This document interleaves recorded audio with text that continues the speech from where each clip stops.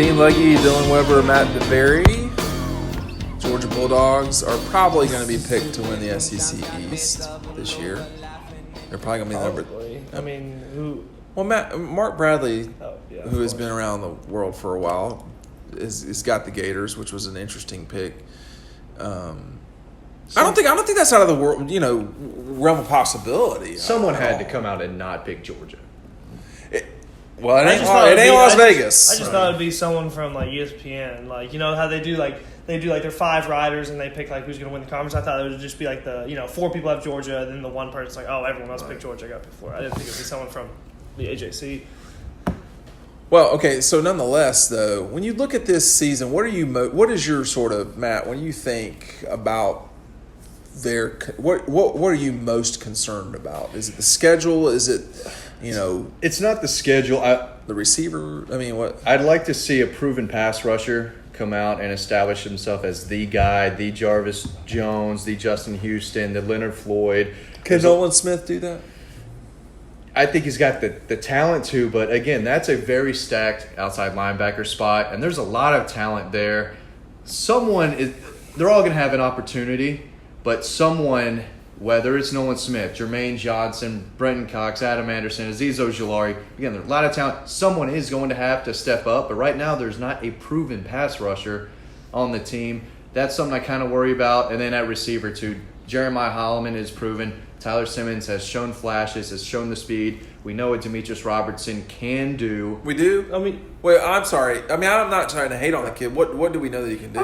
Did you watch him at all at Cal? He was made really plays good at Cal. He was a deep threat at Cal. He made some plays. He flashed a lot at Cal. The question, too, here that we're skipping over is what is James Coley? I'm trying not to say James Comey. Yeah. I'm trying to say Jim Comey, the old FBI director. I've made that mistake. I've made that mistake several times typing. It used to be James Comey. Mark Wright instead of Mark Richt. These are things that happen when you write so much. But James Coley,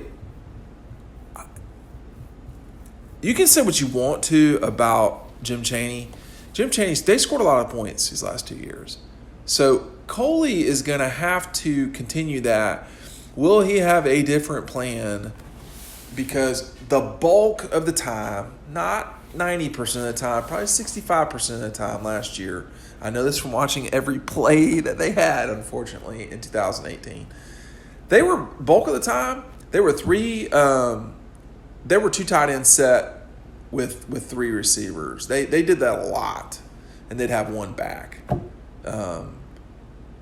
Is that math right? I think so. It's late, but I think that's right. Yeah, but they had 2 tight ends set a lot. They had Isaac in there a lot with Charlie in there a lot. They never hardly threw to the tight ends. Tyler Simmons was in there a ton. Not as a receiver, as a blocker. Trey Blunt played a lot, but when Trey Blunt was in there, you knew they were blocking. Him and Jason Stanley. That's that was the ultimate blocking combo receiver.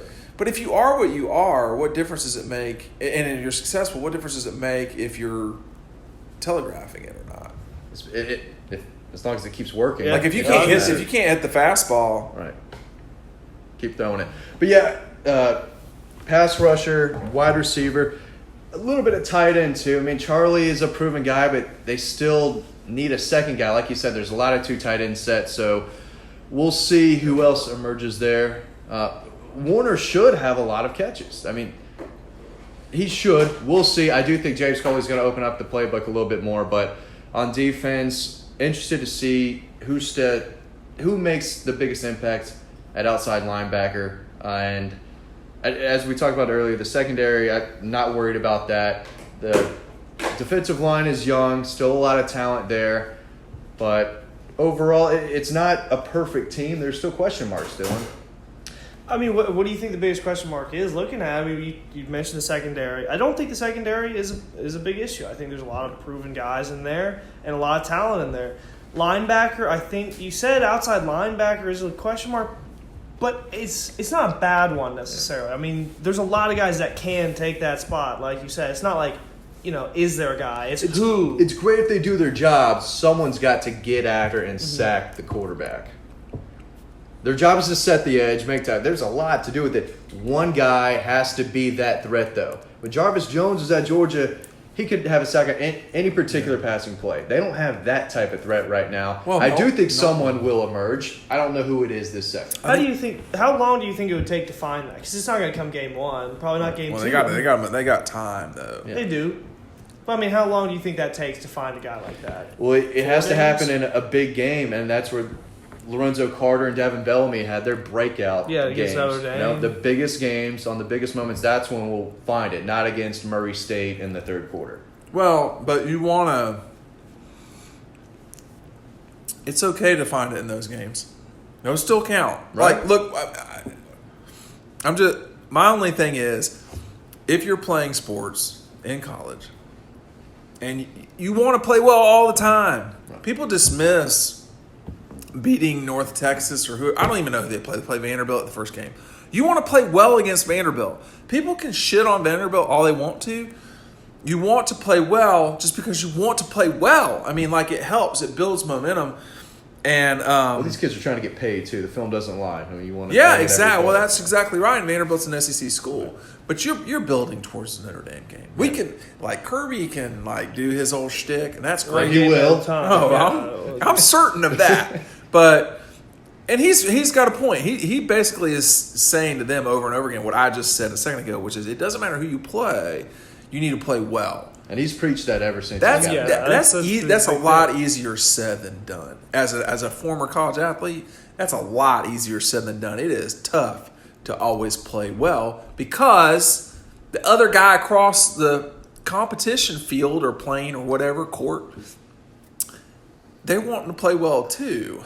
And who you're playing also dictates kind of how well you want to play. Yeah, in a way, because if it's a worse opponent, you know you don't have to play as well. You're not. The pressure isn't on you as much. That's a challenging thing. See, you really should.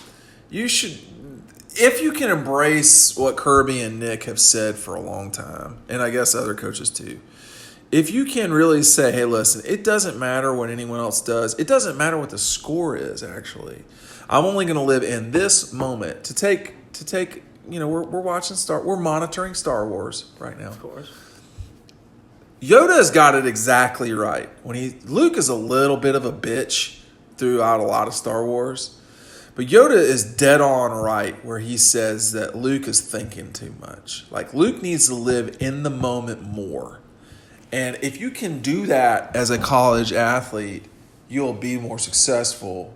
It's just hard to do that because there's a lot of circumstances. If you're down 14 in the fourth quarter, it's hard not to say this game's over. When the truth is, 14 ain't the end of the world. 17, you're in trouble.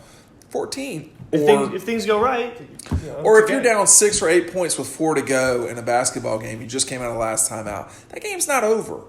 You're just in trouble. And you have to live in that moment, on that possession, and that's it. If Georgia does that, their odds to win the national title will go up. Everyone is making too much of this thing.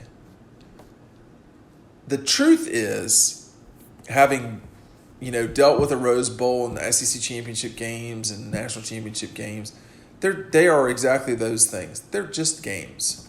And you can't let the moment to be too big because all that's happening is you're just playing 3rd and 6 or 3rd and 4. And it doesn't matter if it's G-Day or not. You should be playing the same way every single time. And the so-called gamers, guys who really know how to play well in big moments, the truth of the matter is they just handle the moment better because they just say, oh, it's 3rd and 4. They're not worried about the bigger picture. They shouldn't be. The bigger picture, the bigger picture will be taken care of if you take care of the details along the way. That goes with business. It's in sports. If Andrew Thomas kicks steps and does exactly what he's supposed to do, that gives Fromm time to drop the ball off to Swift, who should win in the flats. And you just take it from there. And that's why you don't need a 20-yard pass to start off a game-winning drive. You just need, 6 yards because then it's 2nd and 4. And that doing that sort of thing will minimize the who's going to rush the passer. Shit, man, they got a bunch of kids over there. And if you're in, if the other guy's in 3rd and 9 and you don't get a pass rush, you don't sack, they're probably still punting the ball on 3rd and 9. 4th and 2, they're still probably going to punt the ball, and that's fine. So what do you think their biggest weakness is, position group-wise? Well, I mean, I'm a little worried about running back. If Zamir is not healthy, that's not a lot of guys back there. I mean, because Harion's a solid number 2. He's Cook. good. So Harian is a lot better than people give him credit for. Than I thought he would be. People were like, this guy, but he has played well, etc. Swift, you get worried a little bit about injuries. We know how good he is, but injuries and you get worried about workload. Yeah, any running back in the SEC, you have to worry about durability. I don't care who they are. I don't care who they are. I mean, Todd Gurley is a beast. I don't care who they are. If Zamir's back and Zamir is 70% of what I saw in high school, they're going to be fine at running back. But I do get concerned there. Obviously, I think Stetson could come in and win you a couple of games if you had to. It would depend on the games. No. But I don't think there's a game that they play that Stetson couldn't get you a win there. I think Stetson Bennett could lead this team to a victory over any team in the East. Yes, yeah. I think that's correct. I would agree with that. I think that's correct. After that, they've sort of built the ship to where it's going to sail no matter what. They've got plenty of guys. They have a run game. You build it in the trenches. Yeah. You fix that offensive line on a lot of good things will follow, and that's exactly what they did. Everybody says the defensive line is a concern. I mean, I would say there's opportunity there, and there's a veteran presence, which you always need.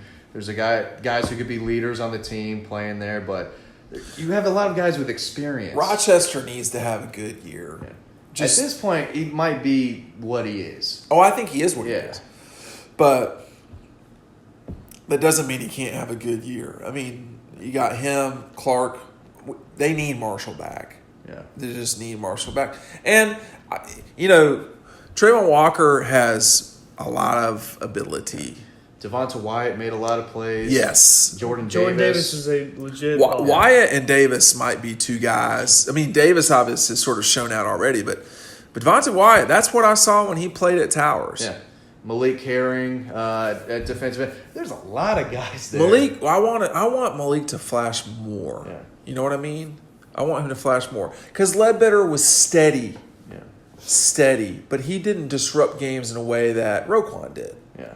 Or, when DeAndre Walker's crazy ass was there, he was pressuring. I mean, he could get after the quarterback. But I don't know if it's as big a deal as people think. The defensive line? Yeah, their linebackers are loaded. Yeah. Their linebackers are loaded. Secondary as well. Secondary's loaded. Offensive line is loaded. Quarterback, you arguably have the second best quarterback in the country. Or third. They're going to take maybe a small step. And by the way, I was putting him in front of Tua. I was talking about Trevor and the guy at Oregon. Is he that good? From the kid in Oregon. Well, he seems like a good pro prospect, but Oregon went 8-5 last year, something like that. Well, it ain't all, That's fine. That's not all on the quarterback. No, it's not, but it's a lot on the quarterback. Let's go back to the secondary. Yeah. You lose DeAndre Baker. That hurts. So secondary might take a small step back. Individually, there's no better player than him. Collectively, but Stokes and Campbell are the two they guys. hadn't played. And don't get better. Now they've played. You're talking about 4 guys coming back, whoever they are, with experience at the SEC level. Is DJ Daniel a starter? I don't know.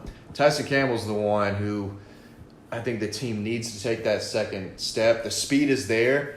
He's got to work on those fundamentals, just looking back for the ball, doing those little things. But no one's outrunning that dude. How did the defense play against Texas in the Sugar Bowl, Dylan? Not great. I mean, they were just It kind was of okay. I mean, just running the ball, it seemed like they couldn't stop it at all. Well, that's kind of the wrong. I should have asked that because they don't have Jordan Davis out there to set the table. So that was probably. They didn't have a lot of guys. Yeah, that's true. But what you saw with Aziz in that game, what you saw, I mean, like they didn't have Monty Rice was not in that game, was he? They had so many guys playing. Devon Wilson was playing in that game who barely That was played his- the that was previous his- year. I Aziz think- Ojulari. that was his I mean, only game he I think played. Devon Wilson, that was his career debut. yeah. Was in the Sugar Bowl. Was in the what? Yeah. Huh? Okay. My bad, bro. And that's someone we forgot about too, Devon Wilson. I mean, he's a guy who will get, I think, a pretty good amount of time at the Aziz starting didn't play at all. Played a lot in the Sugar Bowl. David Wilson played a lot in the Sugar Bowl. He never played before. It's not like they had to play either. I think Kirby said, you know what? I think he did. I think you're right. You what? Go out there, guys. Do it. You worked hard. No championship. The more I think about it, the more, I mean. That that's a team lot. was very different than it Yeah. was when they played Alabama. Yeah. The defense Yeah. specifically. The season was over. Go out there, Aziz. Go out there. Have a Divide. good time, kids. Go get you some. And they both played well. I mean, Aziz missed a big sack. And Devon played fine. Yeah. He showed flashes that everyone talked about. Richard missed a tackle that would have changed the game. If they stand Texas up there on that 4th and goal, that game's a different game. Fromm didn't play his best either. Missed Swift another- didn't play well. No, I mean, that Fumble, was. lost 2 fumbles. From No, Swift, yeah. yeah. I mean, I asked. I was just up in Philadelphia, and I asked his dad about that game, about the Texas game in particular. And I mean, he was very quick to say, I don't think anyone will ever see a game like that from him again. I don't know if anyone has ever seen a game like that from him to begin with. I asked Kirby about that in the press conference because I mean I was the only person in the press conference, and of course he was sensitive about it. But he just I'd never seen Swift play like that at all. I mean that was just straight bad. He just had a bad night. lost 2 fumbles. One of them was a great play. Got the helmet on the One of ball. them was a Knocked great it. play. It happens. I forgot what happened with guys. He still came back, and I think he had like 7 catches, 80-some yards. He had a touchdown late in the game. Jake Fromm is not going to play well at times, and it's Yeah. hard to win when your quarterback doesn't play well. And the two times that they lost this past season, they lose 2 games, lost 3 games. So 2 of the 3 times they lost, Fromm didn't play well. Well, okay, that makes sense.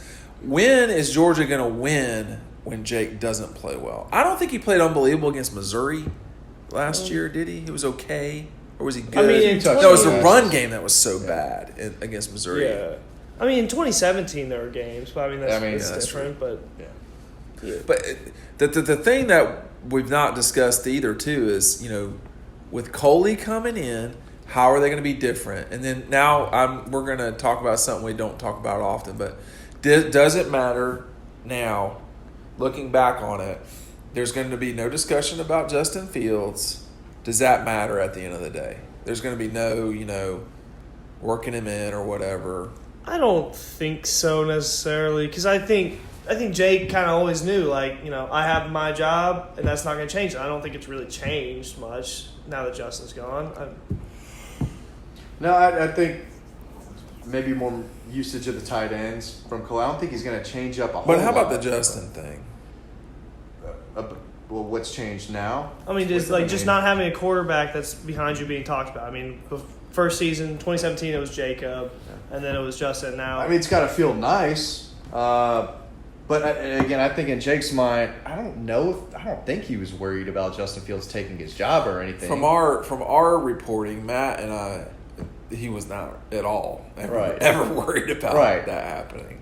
So I guess for Jake Fromm, it's just another day doing his job. Like you said, Dylan, it's his job. He goes to work every day. He's the starter. But it's got to feel good not having a number 2 quarterback prospect, 5-star right behind him. the only thing I can think of that's probably nice is that he's not getting questions every single day about, hey, what about this guy behind you? What about him? Because no one's going to be like, well, hey, how, are you worried about Stetson Bennett behind you? Like, well, here's the thing too, though, that this needs to be pointed out is that, you know, as likable as Jake is, and as all this stuff, that he gets praised for, this is a legacy year for him. This is probably his last year at Georgia. They won the conference, had an amazing year his freshman year. but that was so out of the blue that he was sort of playing with house money. Last year left a bad taste in people's mouths, losing on the last play of the game to Alabama, losing the way they did to Texas. I mean, that was bad. So they're going to need to hoist a trophy at the end of the year here. I mean, I think everybody would like to see them host a gold one, which would be the national championship. And it's not out of the question. I mean, Alabama, they can beat. Clemson has lost a lot of players. Clemson's returning plenty of players. I think the Clemson thing is a little overdone from my perspective. But everyone who comes into the season that's the preseason favorite, it's a little overdone. When's the last time it was a back-to-back? Was it Alabama? Yeah, so the 11-12 Alabama team won it back-to-back. Yeah. They could do it. It's tough. They could do it. But the praise is big time for Clemson, and I kind of agree, maybe a little too much. But it's not Clemson's fault. This is what we do. We can't think of anything other than the last two teams who played are going to be fun. If Clemson plays Georgia, it will probably be a shootout because I don't think that Clemson's front will stop the run game from Georgia. Now, maybe I'm wrong. Texas especially with a healthy Zamir White. Texas stopped them. Yeah. Texas played a lot, but go back and watch that game. They played harder. Texas faster, played tougher. well on the defensive line, and that I don't know if Georgia just was disinterested. A lot of people felt like they were, but they'll have to get through Alabama first. If Alabama was the one that's there, can anyone see someone in the West beating Alabama? I like A&M. A&M like is LSU, not going to survive. But they're not going to survive. But it's not Auburn. No, it's not. I think LSU and Texas. This might be over his. the West This certainly Alabama. could be his last year at Auburn. Yeah. I think he's got to make some movement here. Yeah. I think the Aggies and LSU Tigers would win the West before Auburn would if it's not Alabama. But what were you saying earlier? We're about to get on something, or no? I don't know. I mean, I don't think it's out of the realm of possibility at all that Florida could beat Georgia. I'm a little skeptical that they would win the East simply because, like last year, they lost by 21 to Missouri. They've had some trouble with Carolina. They should have lost to South Carolina, and And they so did. they play LSU, right? Oh yeah, Yeah. They play LSU. They have Auburn this year. Is that their other? Yes, but they should win that should game. win that one. Should, but I mean that's still always a wild card. Auburn could be decent this year. It could be a tough game for them. Yeah, Georgia going up to Tennessee could be a knife fight. I don't think Tennessee can roll with them. Shouldn't be. It could be one of those games where it goes like 2.5 quarters and it's like kind of close and then Georgia pulls away. That's what they did to Tennessee last year, basically. Yeah, it could It's be a something night like that. game. I think Tennessee's schedule is pretty easy until Georgia. Is it? If they beat Florida, they could be undefeated with Georgia coming But to is town. Tennessee going to beat Florida? And that game's down in the swamp. Before a couple years ago, I never thought Tennessee could beat Florida. I just thought it was a stick. I mean, they couldn't do it. They just couldn't beat Florida. Well, they couldn't. They And then couldn't. and then they did. I couldn't believe my eyes. When Did they win finally 2 in a did it. row against the Gators? No. It was just that one miracle. I think it was just that one, and then Florida hit them with another Hail Mary or something like that.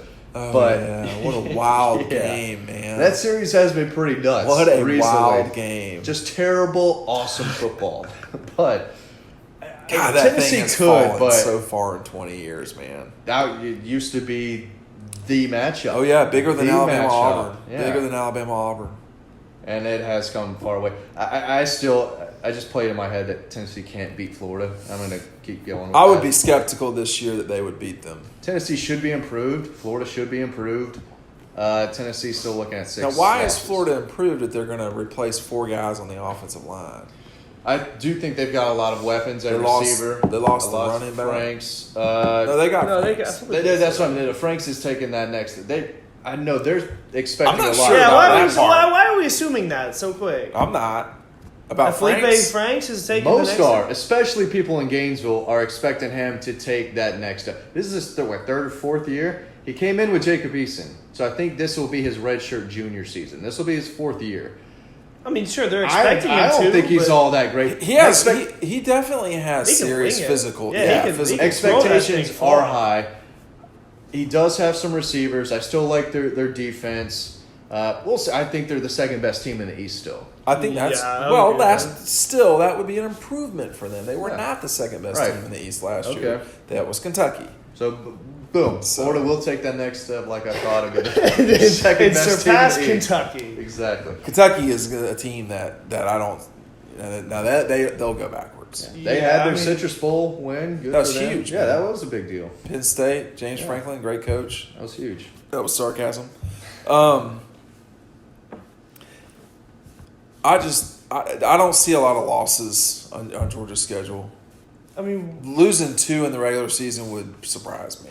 I could see one. I don't know who See- it would be right now. it's a long it's- way away. It's, Auburn. it's Yeah. the case you look at it and you say, Texas okay, A&M. they should. If you go game by game, they should beat everyone. They will be favored by a touchdown or more against everyone, with the exception of the Gators. They probably will be a double. Even Notre Dame. They are a 10-point favorite over Notre Dame right now. Notre Dame. Did you watch the Clemson Notre Dame game? They still made the playoffs though. Like that's still like 10 points. They're not They good. I don't think- survived Vanderbilt at home. I mean, That quarterback is not coming into Athens and winning that game. I don't know. Who's Auburn's quarterback, by the way? Well, that's I was my wondering that. the earlier. freshman. Not beating It looked, Georgia. yeah. That's True that's. freshman? I think Bo it's a Nix? true freshman. I think. I don't know. He's good, but he's not. You could have it all on the line for Georgia, Florida, and which is what it was this past year, and sort of the year before that. But I would not have done some of the stuff that Dan Mullen has done lately. I get what he's trying to do. I don't think he did it the right way. He's just poking a big bear, and I think he wants to be Steve Spurrier. He wants to be that type of coach. The fans rally around him, taking shots at everyone. You have to win. Yeah, you go. You have See, to win I before think that Georgia's about a 4-point favorite over the Gators right now. It should be more. I think they've got about an 80% chance of winning that game, whatever that translates into, maybe 8 or 9 points, whatever it is. They just they are completely solid in areas that, like, I worry. I don't know about Felipe Franks, man.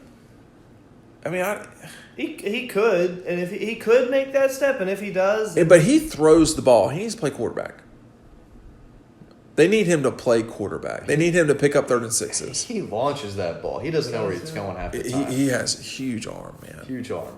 Huge arm. People I don't know in if he's- Gainesville have high expectations. I'm not sold on him. I'm not buying. They it just should yet, beat. but They should beat Miami pretty good. You put pressure on him, and Yeah, that's They a don't. big Now, issue. I'll say this too, man. They don't have a lot of games on their schedule where you're like, yeah, they're definitely losing that one. do Florida. Yeah, I mean, you got LSU, Georgia.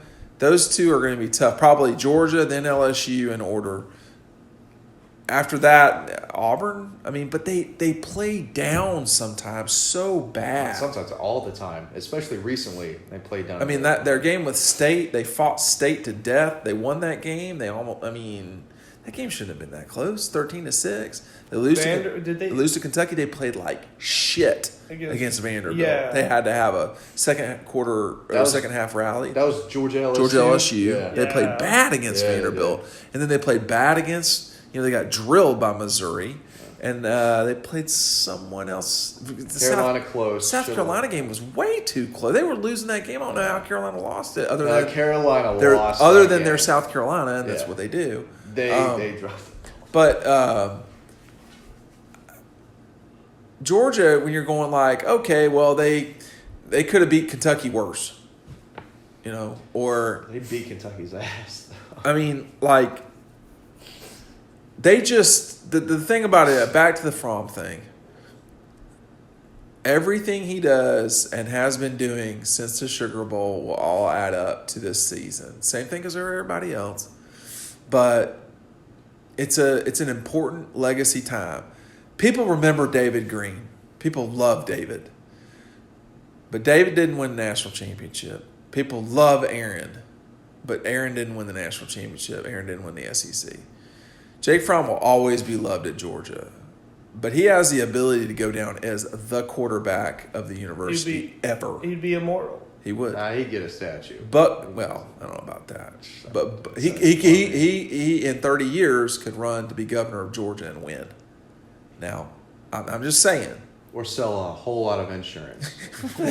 He could sell a ton of insurance. Man. That's true. But like, I mean, Buck Blue, and I'm not. I don't mean this. This sounds condescending. I mean, Buck completed one pass against Notre Dame when Georgia won the national championship. He was 1 for 8 or 9, whatever it was. But he made the throw against Florida. One, he did, and the completion against Notre Dame was a important pickup actually, but. Jake has the capability of being that person. And this is about legacy for him. And that's the part that I'm sure he's aware of that, you would think. But people really, really love him. But he still has things to do. He's definitely not accomplished everything that he went to Georgia to do. That's all I got.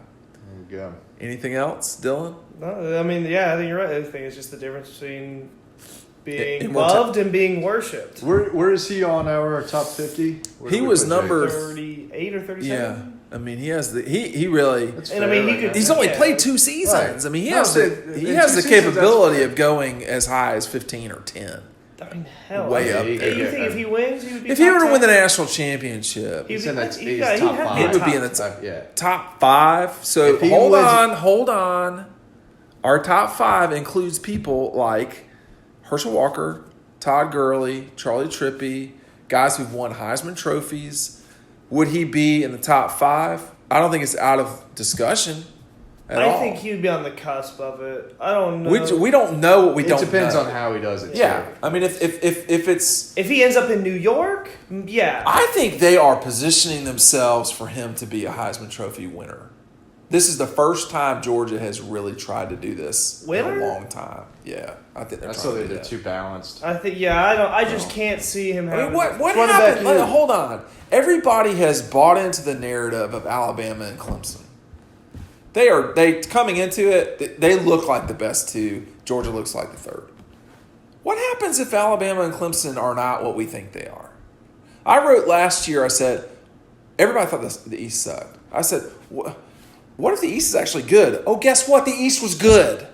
What happens if Alabama goes 10-2 or 11-1 and loses to Georgia in the championship game? Doesn't get into the playoff. Tua is out. Okay. What happens if Clemson loses the wrong game and it actually matters this time? What if they lose to a Miami team that's 10-2? They kind of goofed around with South Carolina the week before, or that's their second loss in the ACC championship game, and Texas is undefeated, and Georgia is undefeated, and Ohio State is undefeated, Oregon or Washington is undefeated. Is a 12-1 Clemson going to jump them? What if Clemson and Auburn aren't around? So we don't know what we don't know. And what if the Gators are 11-1 and their only losses to Georgia? And those are like Georgia's got wins over top 10 Florida, top 10 Gators, top 10 Gators, top 10 Irish, top 10 Bama. You know. Dylan's not on this Aggie train. I didn't say anything about Aggies. No, he did. I know. I'm just telling. The Aggies. I mean, 8-4. That's going to be where they're going to be at for the rest of their lives. 8-4 would be great for them this year. Yeah, that means no bad losses. 8-4 is where they will probably consistently. They play Clemson, Alabama, Georgia, LSU. LSU is their 4th most difficult game. LSU. Because they apparently play in the NFC East, you know? The NFC East might be a little worse than that. NFC East is pretty bad. Whatever. Well, you know it's not this chicken shit NFC South, right? Oh, give me a break. The we should end it here. We should end it here. But we're going to end it on saying the NFC South is shit? Fine by me. My point, though, is with Jake. He's extremely likable. He is a person who could be governor or whatever one day, okay? But at the end of the day, he will be remembered for this season. He's going to go on to probably be a first-round guy, which I didn't necessarily see coming. But he is probably going to be a top 50 NFL pick. Probably a first-round guy because he's a quarterback. But at Georgia, if he wants his legacy to be truly legendary, in theory, possibly going down as one of the best college quarterbacks in terms of production all time, he's got to win it all. But that puts it all on him. And that's a little unfair because it ain't all him. But He's got the line to do it. no one's talking about Andrew Thomas's legacy yet. It's it's a good one. This is probably the best Georgia offensive line Ever. I've ever Maybe. seen. I mean, it might be in history. Yeah. If there's any time for a quarterback to have a hell of a season, And they love him, man. I mean, it's Jake Fromm this year. he goes and sits by him on the sideline. It's quite a show. It's quite a little show on the sideline with him and those guys. Because Jake is not a small person. He's he's pretty thick. But like those guys make him look tiny. Isaiah Wilson, Andrew Thomas. They're gonna have to figure out the center, right? No, It's that's Trey Hill's it's Trey spot to Hill, lose. yeah. I guess so. That's We right. hear a lot about Jamari Sawyer from Kirby. But he's this been spring. kind of working I just- elsewhere. how in the world are they gonna figure out who the top 5 are? I mean, is Cade Mays gonna start for sure? I don't think so. That's crazy. Over a healthy Ben I think Cleveland, I mean, Solomon Kinley's got one of them. He's got left guard, right? Yeah, I think. We don't know anything. I mean, we don't. We think Solomon Kinley's going to start. We I think- think he I is. think he is. I'm pretty certain Andrew Thomas is going to start at left tackle. You got the tackles, and you got I'm Solomon pretty certain. Kinley at one guard. Well, And then it's- Cade Mays is your third tackle. He's rotating in. Well, at he's. right Gonna, tackle. I mean, he's going to be that guy. Why who- would you take Isaiah out of the game?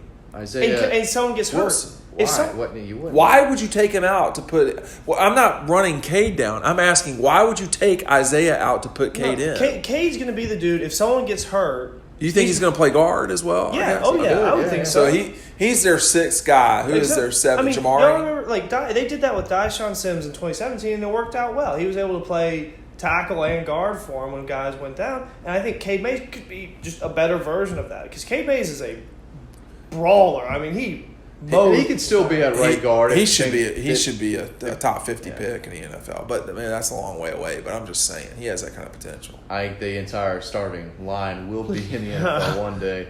Again, he's got the line to do it. We'll see if Jake Fromm can cement his legacy this upcoming season. Okay, thanks for joining us on Riding Home here on Dog Post. Go to dogpost.com.